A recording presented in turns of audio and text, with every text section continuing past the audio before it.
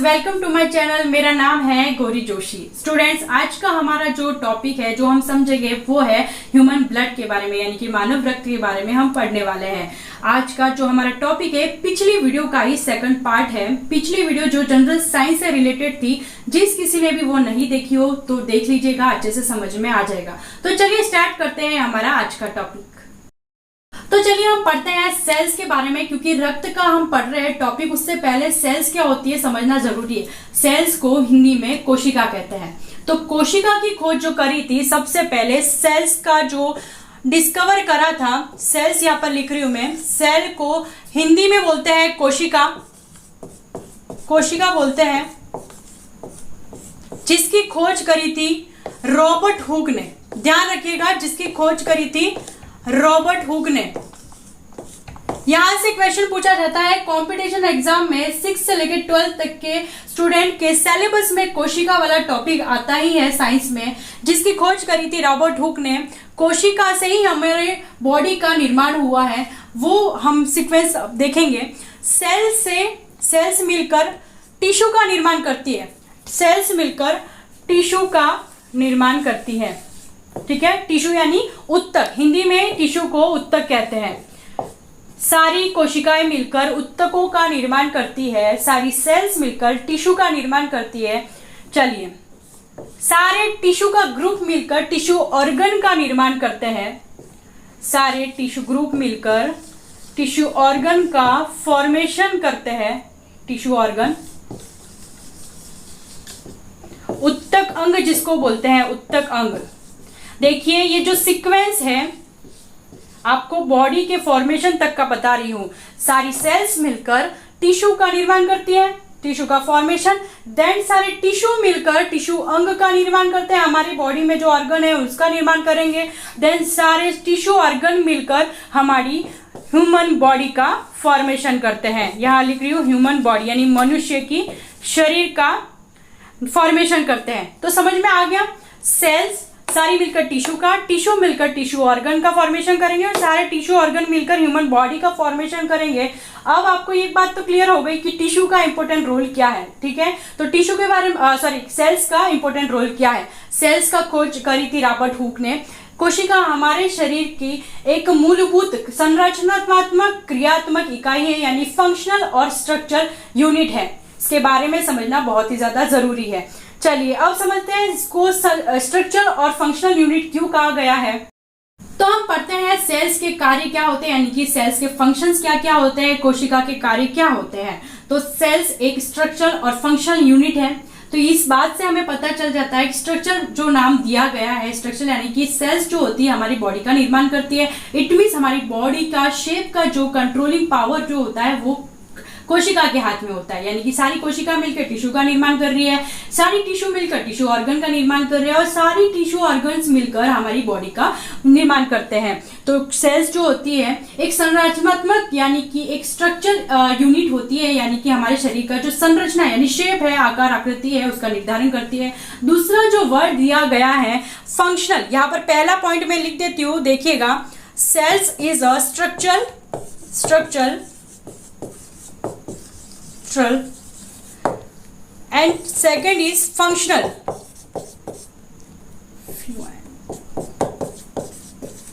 Unit of our body. ठीक है, structure यानी कि ये हमारी बॉडी का शेप देती है। सेल्स, कोशिका हमारे शरीर के संरचना और हमारी बॉडी का शेप देने में सहायक होती है। सेकंड है फंक्शनल, यानी कि हमारी बॉडी के जितने भी ऑर्गन हैं उनको कार्य कराने का जो नियंत्रण पावर होता है, कंट्रोलिंग पावर होता है, वो कोशिका के हाथ में ही होता है। तो ये बात आपको समझ में आ गई। स्मॉलेस्ट यूनिट क्यों है, क्योंकि हमारी बॉडी का निर्माण कर रही है। दूसरी बात हम पढ़ रहे हैं कि सेल्स क्या कार्य करती है। तो सेल्स हमारे बॉडी का निर्माण यानी कि आकार आकृति देने में सहायक होती है। दूसरी बात ये होती है कि फंक्शनल यूनिट भी होती है, क्योंकि हमारे बॉडी में जितने भी ऑर्गन हैं उन सबको कार्य यानी कि फंक्शन कराने का कार्य कौन करती है, कोशिका। क्योंकि कोशिका से मिलकर ऑर्गन भी बने हैं, तो कोशिका होगी तो ही ऑर्गन काम करेंगे।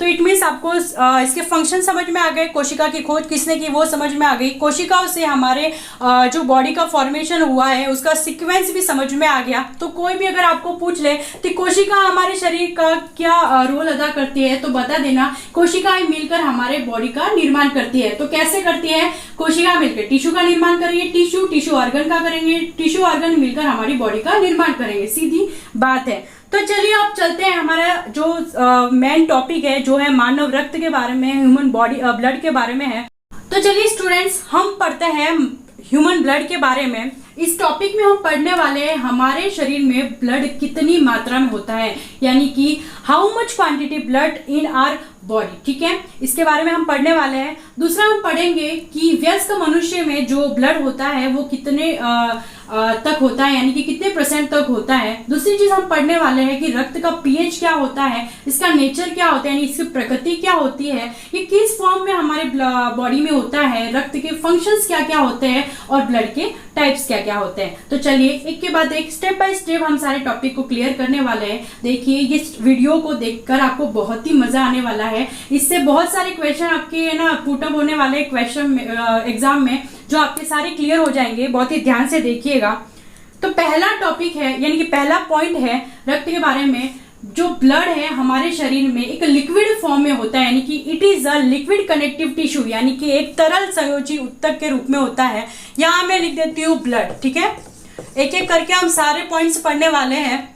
First point is it is a liquid connective tissue. तरल संयोजी ऊतक, जिसको हम हिंदी में बोलेंगे तरल संयोजी ऊतक।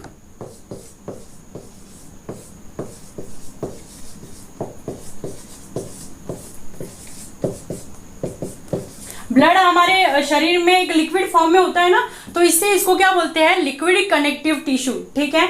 तो सेकंड पॉइंट अब बात आती है कि ब्लड का जो पीएच होता है वो कितना होता है। ब्लड का पीएच होता है 7.6, क्योंकि ब्लड की जो प्रकृति होती है, यानी कि ब्लड का जो नेचर होता है वो होता है क्षार, यानी कि ब्लड जो लिक्विड होता है ब्लड का जो सॉल्यूशन होता है वो होता है बेस, यानी कि क्षारीय प्रकृति का होता है ब्लड हमारा। तो पीएच स्केल में बीच में न्यूट्रल होता है, यानी कि उदासीन प्रकृति के जो भी लिक्विड आते हैं उनका पीएच होता है 7 से नीचे का जो पीएच होता है वो होते हैं जो वो सॉल्यूशन होते हैं अम्ल, यानी कि एसिड। और 7 से ऊपर यानी कि 7.1 2 3 4 14 तक का जो भी है वो आते हैं बेस में। तो पीएच स्केल में 7 से ऊपर होते हैं बेस। तो रक्त जो होता है, यानी कि जो हमारा ब्लड होता है, एक क्षारीय विलयन है, यानी क्षारीय सॉल्यूशन है, तो इसका पीएच होगा 7.4। तो ये याद रखिएगा, it is a base solution, यानी यहां लिख रही हूं मैं point, it is a base solution. 10th class वाले, 12th क्लास वाले, जो भी 6 से लेकर 12th तक के स्टूडेंट हैं उनको बहुत ही बेनिफिट है, ये वाले टॉपिक सारे क्लियर हो जाएंगे। अच्छे से पढ़ लीजिएगा, मैं बहुत ही सिंपल तरीके से आपको ये सारे पॉइंट लिखवा रही हूँ। बेस सॉल्यूशन, क्षारीय विलयन जो लिख रही हूं मैं हिंदी में, क्षारीय विलयन, इनका पीएच क्या होता है? 7.4। पीएच 7.4। पीएच का मतलब होता है हाइड्रोजन आयन की सांद्रता। पीएच होता है हाइड्रोजन आयन की सांद्रता। और पीएच स्केल जो होती है जिसमें ऐसा होता है कि जो भी विलयन अम्ल में आते हैं, जो भी उदासीन में आते हैं, यानी न्यूट्रल नेचर के होते हैं, जो भी सॉल्यूशन बेस यानी क्षारीय प्रकृति के होते हैं, उन सबको एक हाइड्रोजन आयन की सांद्रता के आधार पर लिखे गए हैं, ठीक है। चलिए पॉइंट नंबर 3 है, हमारे शरीर में जो ब्लड होता है, यानी कि जो भी एडल्ट मैन होते हैं, एडल्ट वुमेन होती है, एडल्ट ह्यूमन बॉडी होती है, उसमें जो ब्लड है वो होता है 8%, यानी हमारी बॉडी का जो वेट होता है उसका 8% जो भाग होता है हमारी ब्लड का होता है। यानी कि एडल्ट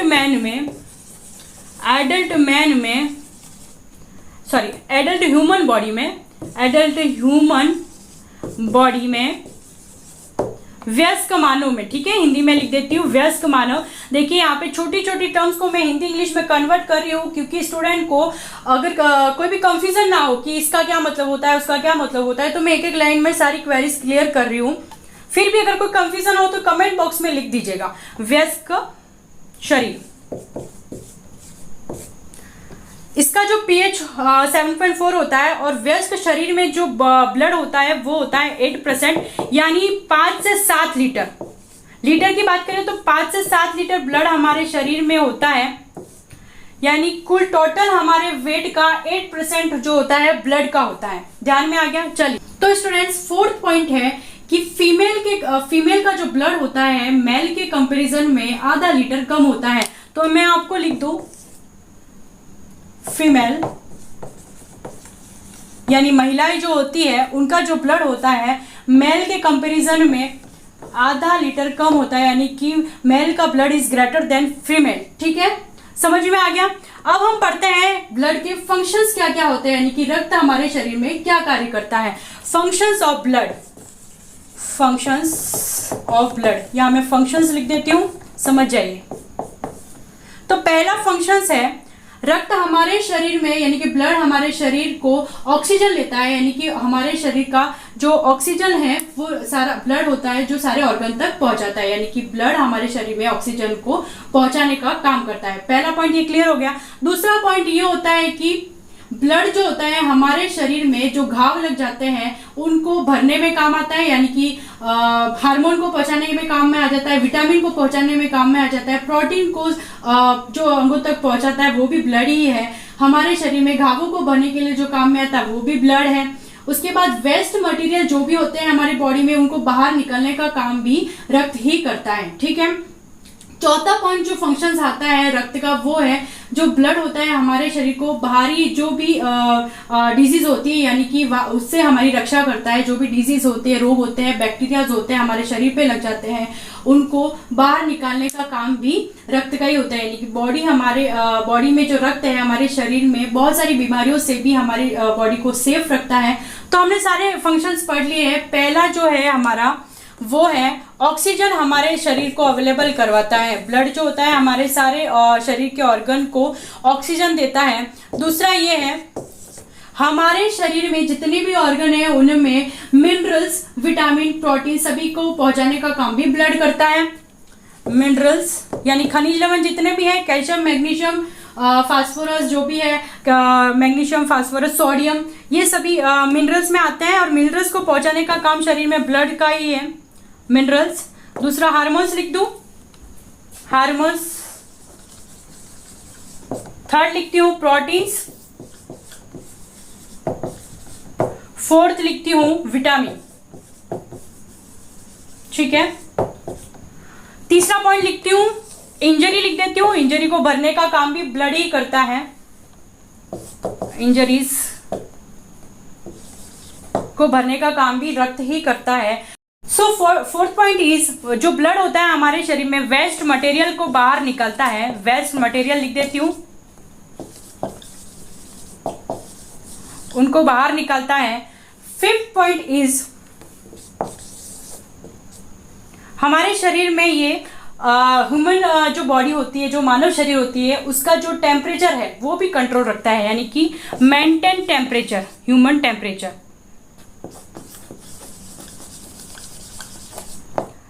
तापमान, मेंटेन ह्यूमन टेम्परेचर। तो सारे फंक्शंस हमने पढ़ लिए रक्त के या ब्लड के। फंक्शन पहला है या हमारे बॉडी के जो ऑर्गन है वहां तक ऑक्सीजन पहुंचाता है। दूसरा हमने पढ़ा था कि हमारे शरीर के जो भी ऑर्गन्स है वहां पर मिनरल्स को पहुंचाता है। मिनरल्स में आते हैं sodium, magnesium, calcium, phosphorus etcetera. ठीक है, थर्ड नंबर में आती है इंजरीज, यानी हमारे शरीर में जितनी भी इंजरीज लग जाती है तो ब्लड ही उसकी पूर्ति करता है, ब्लड के कारण ठीक हो जाती है, क्योंकि उसमें प्रोटीन भी होता है। प्रोटीन से हमारी इंजरीज ठीक हो जाती है, हमने पिछली वीडियो में पढ़ रखा है। फोर्थ पॉइंट जो है वो है वेस्ट मटेरियल, जो भी हमारे स्वीट वगैरह, जो पसीना वगैरह आता है, ये जो भी वेस्ट मटेरियल है उनको बाहर निकालने का काम भी ब्लड ही करता है, ध्यान रखिएगा। फिफ्थ पॉइंट है हमारे शरीर का यानी कि सामान्य जो तापक्रम है मानव शरीर का जो भी सामान्य तापक्रम है उसको भी मेंटेन रक्त ही रखता है।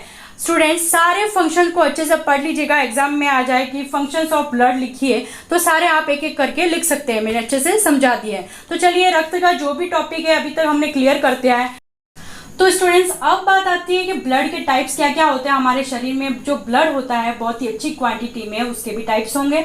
तो चलिए पढ़ते हैं कितने टाइप्स के ब्लड होते हैं। तो यहाँ लिख देती हूँ मैं ब्लड, रक्त लिख दूँ हिंदी में, वैसे यूजुअली सबको पता है ब्लड को रक्त बोलते हैं, फिर भी चले अच्छा लगता है लिखने में। ब्लड को रक्त लिख दिया है मैंने। वो है 2 टाइप्स के। First is plasma, second is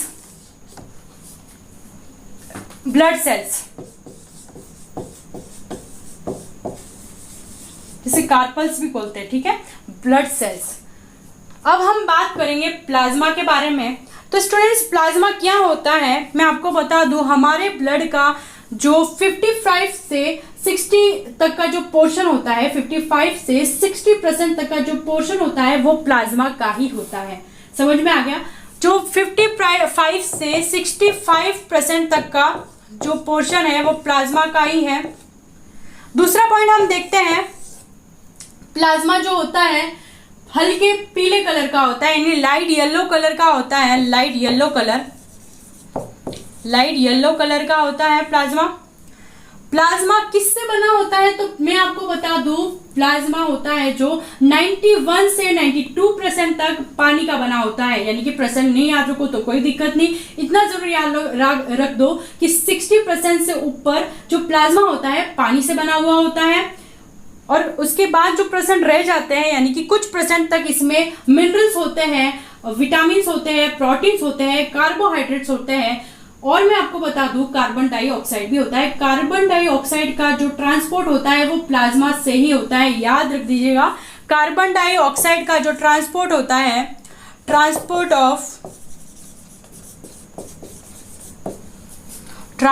of CO2, carbon dioxide का फॉर्मूला मैंने लिख दिया है, जिसका फुल फॉर्म है कार्बन डाइऑक्साइड। इसका ट्रांसपोर्ट होता है प्लाज्मा के अंदर, ठीक है।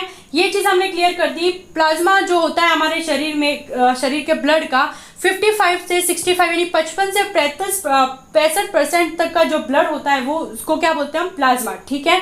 सेकेंड हम पढ़ते हैं, इसका कलर होता है लाइट येलो, ठीक है। प्लाज्मा किससे बना होता है तो प्लाज्मा 91 से 92% तक पानी का बना होता है।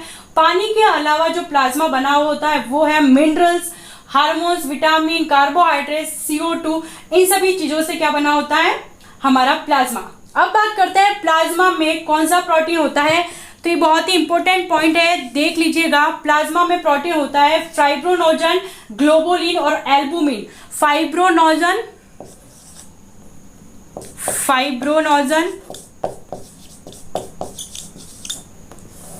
ग्लोबुलिन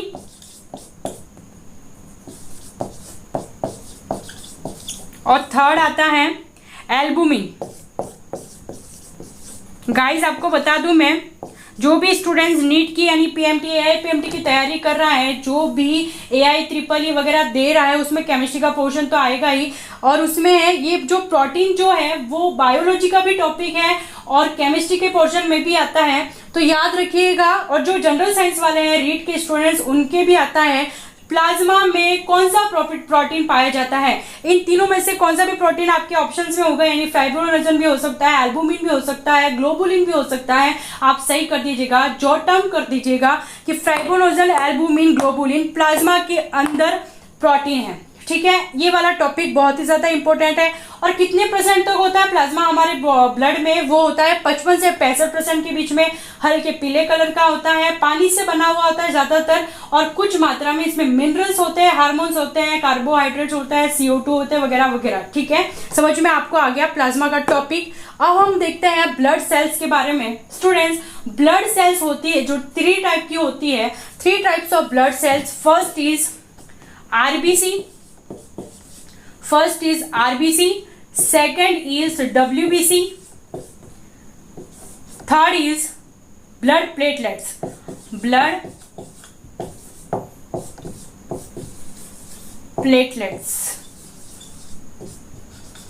स्टूडेंट्स, आरबीसी के बारे में हम पढ़े तो आरबीसी का फुल फॉर्म होती है रेड ब्लड सेल्स, जिसको हिंदी में बोलते हैं लाल रक्त कोशिकाएं, ठीक है। इसकी फुल फॉर्म मैंने क्लियर कर दी है। तो सेकंड बात यह आती है कि आरबीसी का निर्माण होता कहाँ है, तो आरबीसी का निर्माण हमारे शरीर में अस्थि मज्जा में होता है, यानी बोन मेरो में। बहुत सारे जनों ने बोन मेरो का नाम सुना होगा, अस्थि मज्जा जिसको बोलते हैं। बोन मेरो का इनका बोन मेरो में आरबीसी का निर्माण होता है। यहाँ पे बोन मेरो में लिख देती हूँ, बोन मेरो। अब बात आती है कि बोन मेरो क्या है।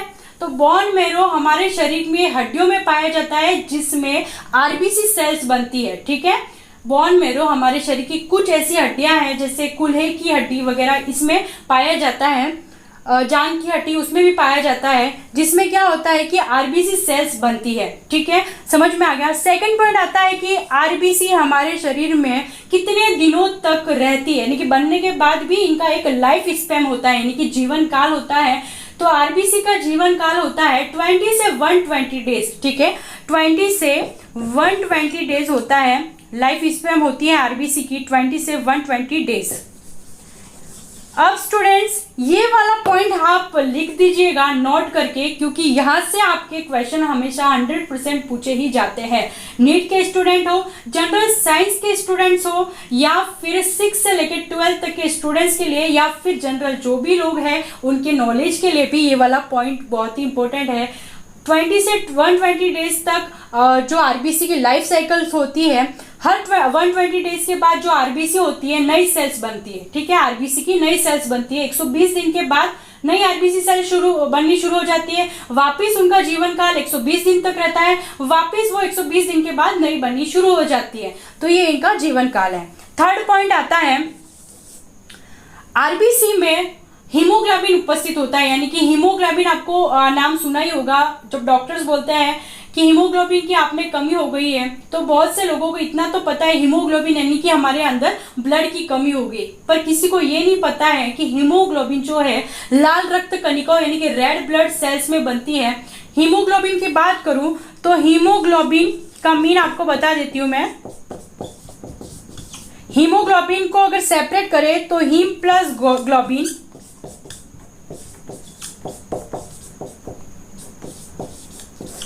हीम एक पिगमेंट होता है, यानी एक रंजक होता है जो हमारे ब्लड को रेड बनाता है। तो स्टूडेंट्स ये भी एक इंपॉर्टेंट टॉपिक है, यानी इंपॉर्टेंट पॉइंट है, जिससे आप लिख दीजिएगा। हीम क्या होता है, एक पिगमेंट होता है जो हमारे ब्लड को रेड बनाता है।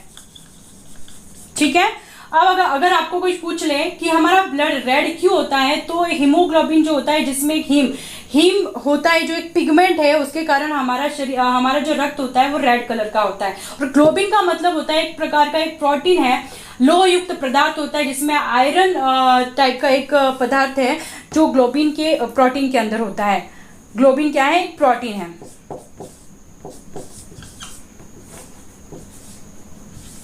ठीक है, अब बात आती है कि अगर कोई लेडीज अगर प्रेग्नेंट है, यानी कि भ्रूणीय अवस्था उसकी चल रही है, तो भ्रूणीय अवस्था में जो आरबीसी है उसका निर्माण कहाँ होगा। तो भ्रूणीय अवस्था यानी एम्ब्रियोनिक जो फेज होती है उसमें आरबीसी का निर्माण हमेशा यकृत यानी हमारे लीवर के अंदर होगा। लीवर हमारे शरीर में क्या कार्य करता है, जिसको कलेजा और जिगर भी बोलते हैं। ठीक है, और लीवर हमारे शरीर में आरबीसी का निर्माण भी लीवर के अंदर ही होगा।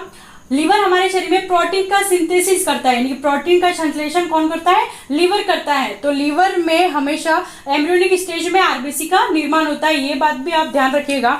एम्ब्रियोनिक स्टेज में फोर्थ पॉइंट इज एम्ब्रियोनिक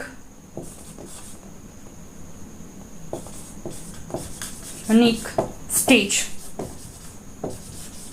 अगर कोई लेडीज प्रेग्नेंट है तो उसके भ्रूणीय अवस्था में आरबीसी का निर्माण जो होता है वो होता है उनके लीवर के अंदर। ठीक है, अभी आपको आरबीसी का टॉपिक क्लियर हो गया है। हमारा ब्लड दो टाइप के होते हैं, पहला होता है जिसको हम बोलते हैं प्लाज्मा, दूसरा हम बोलते हैं उसको ब्लड ऑर्गन यानी ब्लड सेल्स भी बोल सकते हैं। ठीक है, प्लाज्मा जो होता है हमारे शरीर का जितना परसेंट ब्लड है, यानी कि 5 से 7 लीटर जो ब्लड होता है उसमें 3 से 4 लीटर ब्लड का जो भाग होता है वो प्लाज्मा का होता है। ठीक है, प्लाज्मा यानी 55 से 65% तक प्लाज्मा का पोर्शन होता है। सेकंड बात आती है कि प्लाज्मा हल्के पीले कलर का होता है, यानी लाइट येलो कलर का होता है। दोस्तों याद रखना।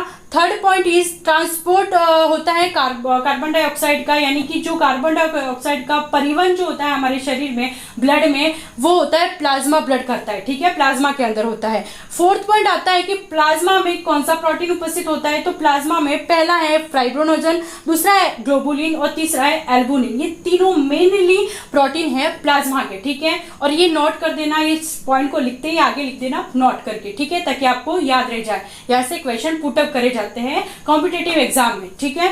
अब हम देखते हैं ब्लड सेल्स यानी कार्पस भी बोलते हैं इसको, इरिथ्रोसाइट्स भी बोलते हैं, ब्लड सेल्स यानी कि और ब्लड ऑर्गन भी बोलते हैं। ये 3 टाइप्स के होते हैं। फर्स्ट इज आरबीसी यानी कि लाल रक्त कणिका, red blood cells. Second is WBC white blood cells यानी कि सफेद रक्त कणिका। तीसरी है ब्लड प्लेटलेट्स, ठीक है। आपको समझ में आ गया। पहली मैंने बहुत ही अच्छे से समझा दी है, जिसमें पहला पॉइंट मैंने ये बताया कि आरबीसी का निर्माण बोन मैरो के अंदर होता है, बोन मैरो के अंदर, जिसको हिंदी में बोलते हैं अस्थि मज्जा, ठीक है। अस्थि मज्जा होती है और जो हमारे शरीर के बहुत सारी बोन्स में उपस्थित रहती है, जिसमें आरबीसी का निर्माण होता है। सेकंड पॉइंट इज आरबीसी का जो जीवन काल होता है यानी कि लाइफ स्पेन जो होती है वो होती है 120 डेज, यानी कि आरबीसी सेल्स अगर बनती है तो वो 120 दिन तक ही हमारे शरीर में रहती है। 120 दिन के बाद नई आरबीसी सेल्स बननी शुरू हो जाती है। ये भी याद रखना, यहाँ से क्वेश्चन पुटअप किया जाता है कि निम्न में से आरबीसी की जीवन काल कितना है। Option A 120 days, option B 130 days, option C 2 days या फिर ऑप्शन 4 डेज। तो आपको कंफ्यूजन नहीं होना है, आपको याद रखना है 120 डेज, ठीक है। तो चलिए 4 पॉइंट क्या आता है कि इसमें हीमोग्लोबिन होता है आरबीसी में। हीमोग्लोबिन जिसमें हीम का जो मतलब होता है वो होता है पिगमेंट, जो हमारे जो ब्लड को लाल रंग देता है। रेड ब्लड जो होता है हमारे शरीर में वो हीम यानी एक हीम नाम का जो पिगमेंट है उसके कारण है। ग्लोबुलिन एक प्रोटीन है हमारे शरीर में, तो आयरन युक्त प्रोटीन होता है, ये लोह पदार्थ युक्त प्रोटीन होता है। चौथा पॉइंट यह है कि एम्ब्रियोनिक स्टेज में जो आरबीसी का निर्माण होता है, यहाँ से क्वेश्चन एक कंफ्यूजन वाला होता है कि अगर कोई लेडीज अगर एम्ब्रियोनिक स्टेज चल रही है, उसकी भ्रूणी अवस्था चल रही है, देन ये जो होता है आरबीसी का निर्माण कब होता है, तो आरबीसी का निर्माण होता है यकृत में, ठीक है, समझ में आ गया। और हाँ, आरबीसी में एक और चीज बता दूं तो आरबीसी के फंक्शंस क्या क्या होते हैं। तो फर्स्ट फंक्शन ये होता है कि आरबीसी हमारे शरीर में जितनी भी कोशिका हैं उसमें ऑक्सीजन पहुंचाने का काम करती है, यानी कि हमारे शरीर में ऑक्सीजन पहुंचाने का काम आरबीसी रेड ब्लड सेल्स है वो काम करती है। और CO2 को लेने का काम भी आरबीसी ही करती है, यानी कि ऑक्सीजन देती है और CO2 लेती है हमारे कोशिकाओं में। ये काम कौन करता है, आरबीसी करता है। सेकंड पॉइंट आता है कि अगर हीमोग्लोबिन की कमी हो जाती है हमारे शरीर में तो कौन सा रोग हो जाता है, एनीमिया रोग हो जाता है। पिछली वीडियो में हमने जो विटामिन वाला न्यूट्रिएंट्स पढ़ा था, जो विटामिन का टॉपिक पढ़ा था, उसमें हमने पढ़ा था विटामिन B6 की कमी से एनीमिया रोग होता है। तो एनीमिया रोग यानी कि हमारे ब्लड की कमी से एनीमिया रोग हो जाता है। इंसान का जो शरीर है एकदम फीका यानी कि व्हाइट पड़ जाता है, ठीक है। तीसरी बात आती है कि आरबीसी में ब्लड को नापने यानी कैलकुलेट कैसे किया जाता है, आरबीसी की संख्या कैसे ज्ञात की जाती है। तो हीमोसाइटोमीटर से आरबीसी की संख्या ज्ञात की जाती है। हीमोसाइटोमीटर, 5th पॉइंट लिख देती हूँ, हीमोसाइटोमीटर, समझ जाना। हीमोसाइटोमीटर से आरबीसी की संख्या कैलकुलेट की जाती है, ठीक है। और हमारे शरीर में हीमोग्लोबिन की कमी से एनीमिया रोग हो जाता है। एनीमिया रोग में स्टूडेंट्स जो सिम्टम्स क्या होते हैं हमारे शरीर का, एनीमिया रोग होने से हमारे शरीर का जो रंग है एकदम फीका एकदम व्हाइट पड़ जाता है, जिसको एनीमिया रोग होता है। हीमोग्लोबिन की कमी हो जाती है, रेड पिगमेंट की कमी हो जाती है, ठीक है, ब्लड की कमी हो जाती है। और एक पॉइंट मैंने बताया था इसमें रुधिर तक ऑक्सीजन पहुंचाने का काम भी आरबीसी करता है। तो चलिए इसके फंक्शंस भी क्लियर हो गए। अब हम बात करते हैं डब्ल्यूबीसी की। तो डब्ल्यूबीसी की फुल फॉर्म होती है व्हाइट ब्लड सेल्स यानी कि श्वेत रक्त कणिका है। तो डब्ल्यूबीसी का फॉर्मेशन जो होता है वो भी बोन मैरो के अंदर होता है यानी अस्थि मज्जा के अंदर। सेकंड होता है यकृत यानी लीवर के अंदर। लीवर का मैंने आपको बता दिया प्रोटीन का सिंथेसिस करता है। थर्ड मैंने आपको बता दिया स्प्लीन यानी कि हमारी प्लीहा के अंदर। प्लीहा जो होती है पुरानी आरबीसी को खत्म करने का काम करती है। ये एक रोग निरोधक तंत्र है यानी कि एक प्रिवेंशन कनेक्टिव टिश्यू है। आपको ये याद रखना है। डब्ल्यूबीसी है जिसमें क्या करता है, जो प्लीहा होती है डब्ल्यूबीसी का निर्माण अगर प्लीहा में होता है तो प्लीहा जो पुरानी आरबीसी है उनको खत्म करने का कार्य करती है। तो हाँ, WBC का एक और जो फंक्शंस है, जो मेनली फंक्शंस है, वो है WBC जो बाहरी जो संक्रमण होता है, जो बाहरी डिजीज होती है, उनसे हमारी सेफ्टी कराता है। यानी WBC बाहरी आगतों से हमें सुरक्षा प्रदान करता है। तो ये वाला टॉपिक ये वाला पॉइंट भी याद रखना है। जो WBC है, बाहरी जो बैक्टीरिया होते हैं, जीवाणु यानी विरोध जो भी होते हैं, उन सबसे हमको हमारे शरीर को बचाता है। तो चलिए WBC का पॉइंट भी क्लियर हो गया है। अब हम बात करते हैं ब्लड प्लेटलेट्स की। ब्लड प्लेटलेट्स जो होती है, इनका निर्माण भी हमारे शरीर में अस्थि मज्जा यानी बोन मैरो में होता है, और ब्लड प्लेटलेट्स की जो मृत्यु यानी कि जो डेथ होती है, वो होती है प्लिया के अंदर, स्प्लीन के अंदर होती है। चलिए, ये वाला फर्स्ट पॉइंट ये भी क्लियर हो गया। इनका फॉर्मेशन भी बोन मैरो के अंदर होता है, बोन मैरो के अंदर। और डेथ भी लिख देती हूँ, डेथ करके लिख देती हूँ, स्प्लीन यानी प्लीहा के अंदर इनकी मृत्यु होती है। तो चलिए सेकंड पॉइंट जो पढ़ते हैं ब्लड प्लेटलेट्स में, वो पढ़ते हैं कि ब्लड प्लेटलेट्स हमारे शरीर में रक्त का थक्का जमने में सहायक होती है। यानी कि ब्लड जो क्लॉटिंग होती है, उसके बनने में भी ब्लड जो प्लेटलेट्स है, वो भी बहुत ही इंपॉर्टेंट रोल अदा करती है। ऐसा होता है कि इसमें जो प्रोटीन होती है ब्लड प्लेटलेट्स में, जो फाइब्रोनोजन प्रोटीन में आपको बता दिया था, RBC में फाइब्रोनोजन जो प्रोटीन होती है, ब्लड क्लॉटिंग के लिए बहुत ही इंपॉर्टेंट प्रोटीन होती है। Fibrinogen protein, fibrinogen protein blood clotting के लिए यानी कि रक्त के थक्का जमने में कौन सी प्रोटीन काम आती है? तो फाइब्रोनोजन। और मैंने विटामिन में पढ़ाया था कि रक्त का थक्का जमने में कौन सा विटामिन रेस्पॉन्सिबल है, कौन सा विटामिन जिम्मेदार है, तो वो है विटामिन के। ठीक है, दोनों में कंफ्यूज नहीं होना है। अगर क्वेश्चन में पूछा जाए आपको कि रक्त का थक्का जमने में कौन सा प्रोटीन रेस्पॉन्सिबल है, तो आपको आंसर देना है फाइब्रोनोजन। ठीक है, मैंने लिख दिया है यहाँ पे बहुत ही अच्छे अक्षरों में। ठीक है, दूसरा देखिए कि रक्त का थक्का जमने में कौन सा विटामिन रेस्पॉन्सिबल है, तो वो है विटामिन के। दोनों ही बहुत ही इंपॉर्टेंट पॉइंट्स है, लिख दीजिएगा। तो चलिए स्टूडेंट, नेक्स्ट टॉपिक है इम्यूनिटी सिस्टम यानी प्रतिरक्षा तंत्र के बारे में हम पढ़ते हैं। तो आप में से बहुत से जनों ने प्रतिरक्षा तंत्र के बारे में यानी इम्यूनिटी पावर के बारे में पढ़ाई होगा, क्योंकि अभी कोविड चल रहा है। तो इम्यूनिटी सिस्टम, इम्यूनिटी पावर, ये शब्द आपने बहुत ही बार सुना होगा। ठीक है, तो आप में से बहुत सारे को इसके बारे में पता भी होगा, किसी ने नाम सुना है तो इसके बारे में पता नहीं कि हमारे शरीर में क्या कार्य करता है। तो प्रतिरक्षा तंत्र हमारे शरीर में एक ऐसा इंपॉर्टेंट रोल अदा करता है। प्रतिरक्षा तंत्र बाहरी आघातों से हमारी रक्षा करता है, हमारी शरीर की रक्षा करता है। यानी बाहर से जो बैक्टीरियाज आते हैं, जो भी बीमारी आती है, जो भी संक्रमण इन्फेक्शंस होते हैं, उन सभी से ये लड़ता है। यानी कि हमारे शरीर में एक प्रकार का पावर, मान लो स्ट्रॉन्ग पावर है ये प्रतिरक्षा तंत्र, जो हमारे बाहरी जो भी बैक्टीरियाज होते हैं, जीवाणु होते हैं, विरोइड्स होते हैं, इन सभी से हमारी सुरक्षा करता है। तो प्रतिरक्षा तंत्र को यानी कि इम्यूनिटी सिस्टम को एक सेफ्टी कवर के रूप से भी जाना जाता है। तो चलिए, ये वाला पॉइंट भी आपको क्लियर है, प्रतिरक्षा तंत्र होता क्या है हमारे शरीर में, कि ये एक प्रकार का सेफ्टी कवर होता है, जो बाहरी जो भी बैक्टीरियाज होते हैं, जो भी डिजीज होती है, उन सभी से हमारी शरीर की रक्षा करता है। तो चलिए, अब लास्ट टॉपिक हम पढ़ते हैं, वो है ब्लड ग्रुप के बारे में यानी कि रक्त समूह के बारे में। मैं यहाँ पर लिख देती हूँ ब्लड ग्रुप,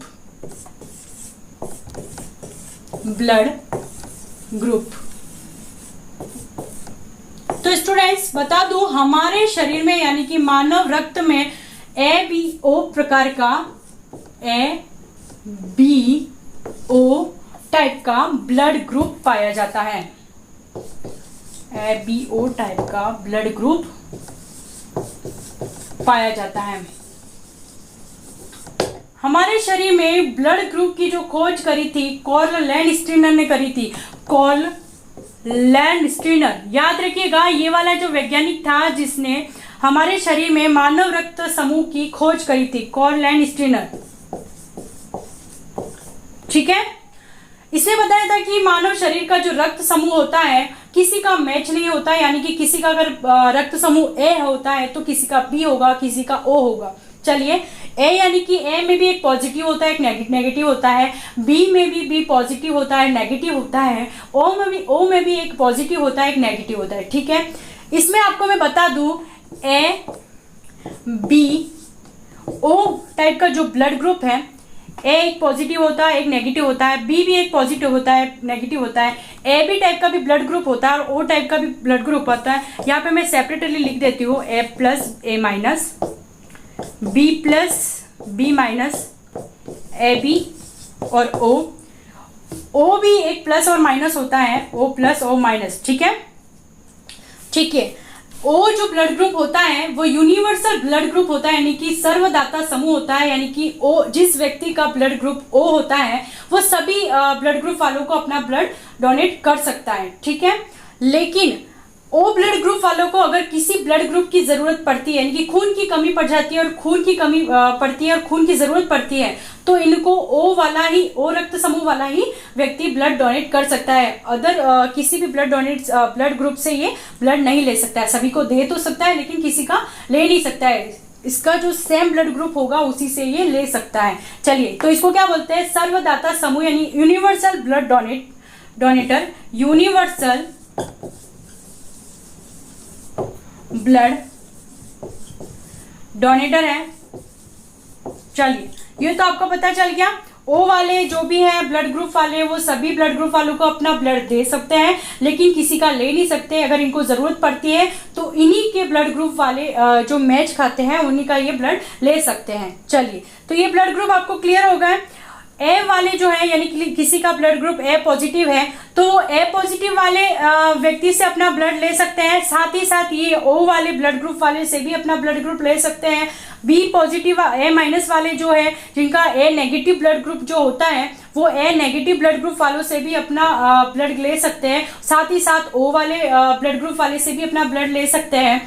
जो जिसका ब्लड ग्रुप बी होता है, यानी कि पॉजिटिव नेगेटिव, जैसे एज इट इज, जैसे मैंने समझाया है कि बी वाले भी बी का लेंगे और साथ ही साथ ओ वाले का भी ब्लड ले सकते हैं। ओ वाले सिर्फ ओ का ही ले सकते हैं। तो यहाँ तक आपको ये सारा क्लियर हो गया।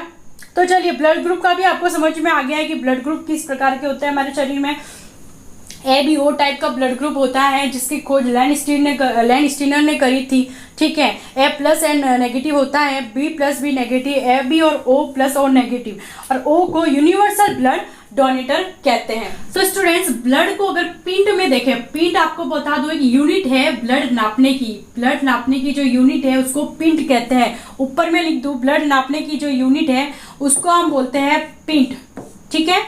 तो मानव शरीर में 10 से 12 पिंड होते हैं, यानी कि 10 से 12 पिंड होते हैं जिसको यूनिट कहते हैं। जब भी कोई व्यक्ति अगर ब्लड डोनेट करने जाता है तो डॉक्टर्स उनके एक यूनिट यानी कि एक पिंड निकाल देते हैं। एक पिंड में लगभग 450 से 525 मिलीलीटर ब्लड होता है। याद रखिएगा, एक पिंड में यानी कि एक यूनिट में 450 से 525 मिलीलीटर ब्लड होता है। तो ब्लड डोनेट करना ही चाहिए, क्योंकि डॉक्टर कहते हैं ब्लड डोनेट करने से हमारे जो ब्लड सर्कुलेशन होता है, हार्ट होता है, वो सही से चलता है। ब्लड में जो हार्ट में ब्लड होता है पतला होता जाता है, जो कि बहुत ही इंपॉर्टेंट है ताकि ब्लड क्लॉटिंग ना हो, यानी कि बाईपास सर्जरी ना कर सके, किसी को हार्ट रिलेटेड कोई भी डिजीज ना हो, अटैक की प्रॉब्लम ना हो। तो खून पतला सभी इंसानों को होना चाहिए टाइम टू टाइम, यानी कि हर 1 महीने 2 महीने में ब्लड डोनेट करना चाहिए ताकि आप दूसरों की जिंदगी भी सेव कर सकें।